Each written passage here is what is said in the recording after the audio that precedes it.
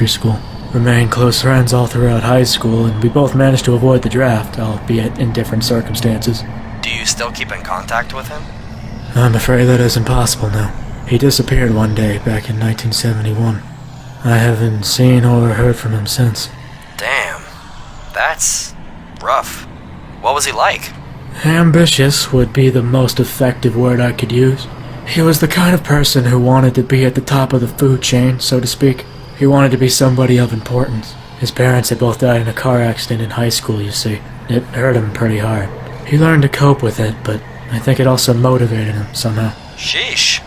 The guy got motivated after having his parents get taken away from him? That's not serial killer mentality at all.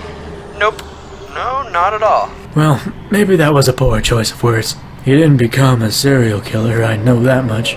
Well, it sounds like something I'd like to hear. Perhaps it'd be best to change the subject instead. I don't want to bore you with the... No, I want to hear this. This sounds like a good story.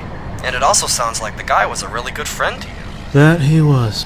Just tell me bits and pieces then.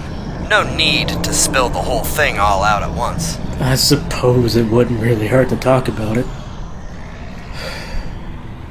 Back in the summer of 1971, we were both debating on our futures. We both couldn't find a job at the time, and my mother was getting sick with something. At the time, we didn't know what it was. He told me one day to meet him over on the pier in Chumash. Said he had some kind of work he had acquired that would benefit us. Sounds kind of sketchy, doesn't it?